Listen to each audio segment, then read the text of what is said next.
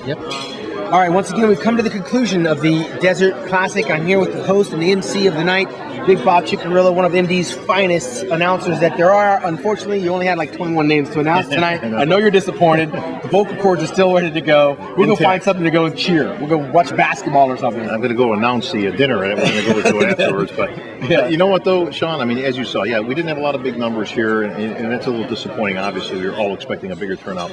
But that's okay. You know what? The quality was good, and we saw the first ever women's physique pro show, right? Which was well represented. 11 athletes in that, and you saw all the girls did their best. At the end of the day, though, I think we saw 3-4 good physiques that I think will represent what the future of the women's physique looks like. Yeah, and there's no doubt the controversy of the evening is Dana and Bailey, very popular, the first ever women's physique winner of a pro card, wound up out of that top 3. Did you have a chance from your position to see maybe what was going on in her economy? Because to me, she looked great. She looked great to me, too. She was 4th for the record, and you could have flipped a coin between her and Jill Reville for 3rd. She was right. You could have flip-flopped them.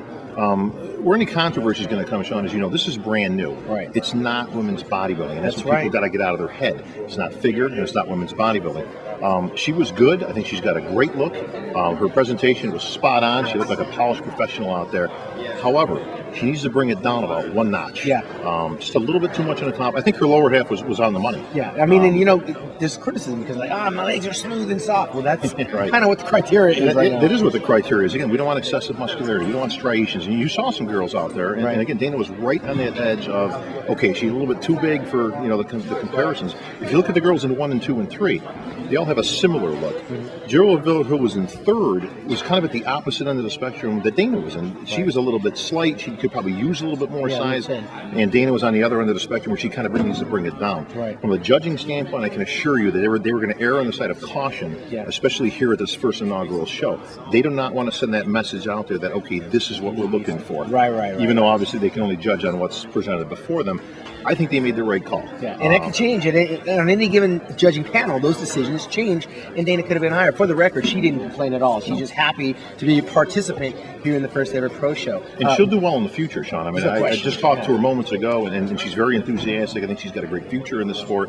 I highly suggest maybe she go to St. Louis, Jan and a couple of weeks, Jack Tony show. She can win a show very easily this year. Yeah. Very easily. And I think with the proper adjustments, we'll see her in the winner's circle. One thing that you did miss was Mark Dugdale, the first runner-up in the 212, walked off, didn't even fill out the forms. He was pissed.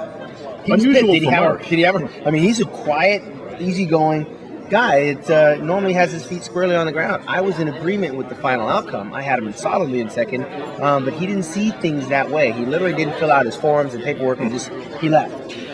Very not. Yeah, very. Mark. That's very much not like Mark's style. He's very reserved, very quiet. Very gentlemanly. All the bodybuilders put their heart and soul into this stuff. I agree with the judge's decision as well. I thought Mark was very good. All the guys were in great shape. Yeah. The difference was that El Auguste has flair. Yes. He's got muscle, he's got flair, and he was in as good as condition as anybody. Mark was in equal condition, but Mark's a little bit more up and down. At the end of the day, more muscle and the X-frame won out. So again, I can't complain with that judge's decision. Best Milton Holloway we've seen actually in 3rd place. He was in great shape, and Rusty Jeffers, who came down from just last week in the Flex Pro into the 212 now. Right. Actually, probably the best Rusty Jeffers we've seen. A couple more weeks, he'll even be even better. But from the front, he was competitive with anybody. Yes, he was. It's when they turned around again. He was just a little bit too soft from behind, and all those guys were ripped up from the back. And the age factor could have factored in too. I mean, the legs are the first thing to go as you age. He's over 50.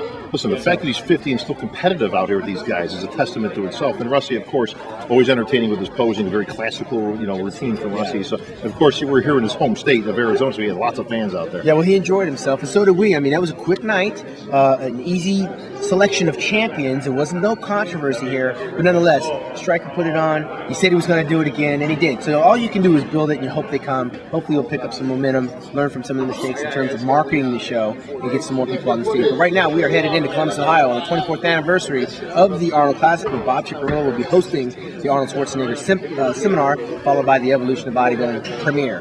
For Team MD, we're going to join up out there, so look for us a week from now, starting on Wednesday night. I believe Wednesday night we get there, or Thursday night? Thursday night, all the action starts right in the lobby as usual with everybody at the bar. Yeah. Friday, we're off to the races. We're going to be doing lots of interviews around around the Arnold Expo. This is going to be kind of fun because, as you know, Sean, the Arnold brings out the best when it comes to fans and all sorts of people that come to the Arnold Schwarzenegger Classic every single year. Yeah, and don't miss the exclusive interview with Arnold Schwarzenegger in the April edition with Evan Sinapani on the cover of Muscular Development, where he talks about the globalization again of the Arnold Classic. And you don't want to miss the Lifetime Achievement Award, which has yet to be announced, next weekend. So tune in to musculardevelopment.com for all the works, also bodybuilding.com for the play-by-play that you and Dan Solomon webcasting live worldwide. And Sean, congratulations in advance on the Lifetime Achievement Award. Whoa, could be. Tune in next week. We'll find out. For Bob Ciccarello, I'm Sean Ray, musculardevelopment.com. All right.